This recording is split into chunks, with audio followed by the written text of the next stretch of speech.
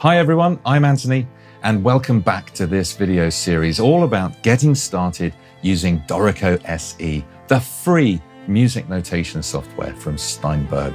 In this video, we're going to look at some of the more advanced features on offer to make working in Dorico SE quicker and more powerful.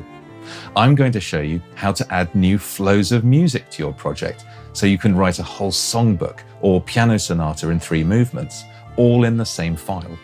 We'll look at editing playback in play mode, and I'll show you how to make your music look like it's been written out by hand. But first, I'm going to introduce you to one of Dorico's most powerful time savers, popovers. I've talked about how I prefer to enter music using my computer keyboard rather than the mouse. And part of the reason why is that you can actually create pretty much every type of music item using the keyboard. Every category of music notation has its own popover, used for creating items in the score. Popovers can be opened when there is a selection in the music, and you press Shift plus, generally speaking, the first letter of that notation. For example, if I press Shift K, I open the key signatures popover. Now I can type an uppercase letter to get a major key, or a lowercase letter to get the minor key. Use the hash symbol for a sharp and a lowercase b for a flat.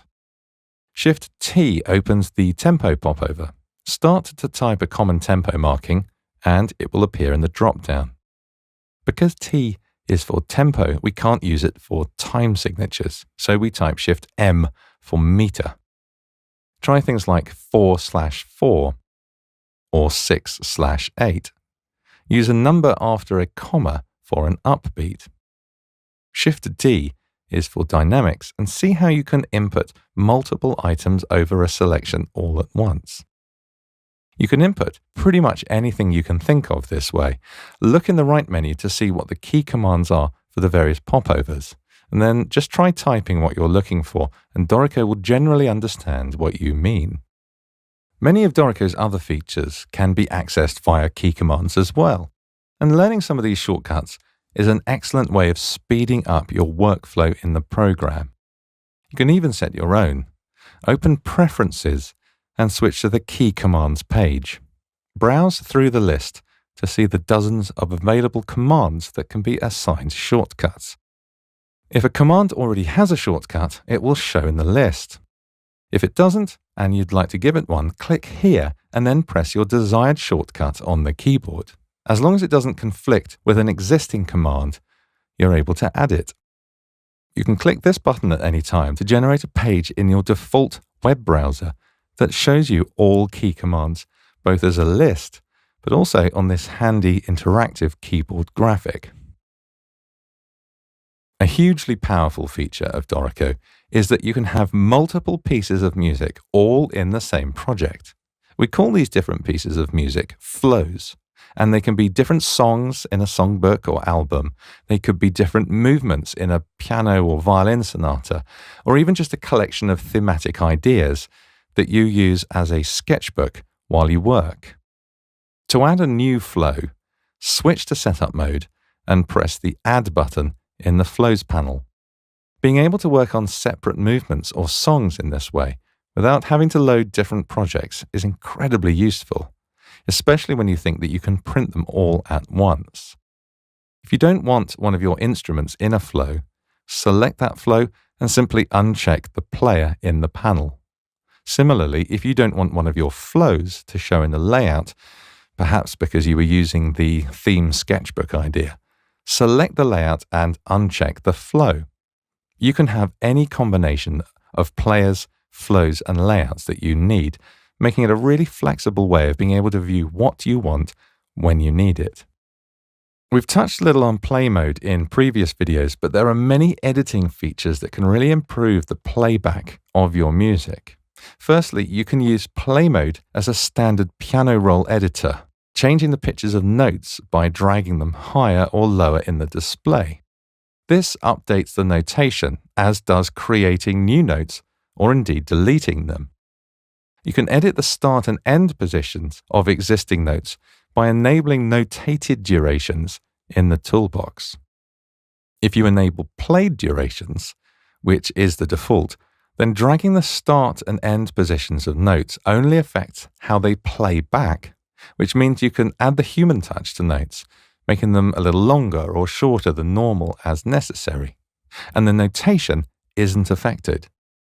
You can get back to Dorico's default for any selected notes by choosing Play, Reset Playback Overrides. Open automation lanes to edit the dynamics, velocity, or MIDI controllers for each instrument, and use the Draw tool to add nuance to the playback performance. Finally, you can change the entire look of your music so that it appears like it's been handwritten. From the Edit menu, choose Music Fonts.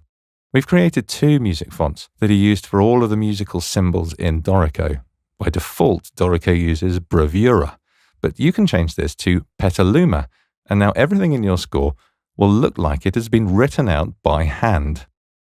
Of course, there's loads more that Dorico can do, such as being able to write music using insert mode that shuffles all subsequent music further on to make space for the new notes. You can create complex yet flexible tuplets that are easy to edit and work with. You can input music on top of an existing line using chord mode, and the original doesn't get lost. There are features for all kinds of music genre so that you can write in the style that suits you, writing osiers, or using special note heads. You can use any sound libraries that you already own with Dorico by loading them in the VST Instruments panel and routing your instruments to them. The good news is that there are dozens of videos on our YouTube channel that detail how to do all of this. And even though many of them use Dorico Pro for the tutorial, these features work the same in all versions of Dorico. There's also a dedicated forum on the Steinberg website that is a mine of information about all things Dorico. I'll look forward to seeing you there. These are just a few of the powerful features Dorico SE has that make creating music quick, easy, and fun, but that result in music notation that looks incredible and sounds great. I really hope you've enjoyed this series, getting to know your way around Dorico SE. And once you're ready, why don't you take your Dorico journey to the next level by upgrading to Dorico Elements? Watch my next video to discover the additional power and flexibility Dorico Elements can give you. Meanwhile, if this video has been helpful, I'd really appreciate a like.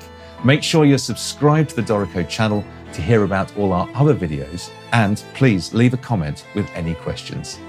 Thanks for watching. See you soon.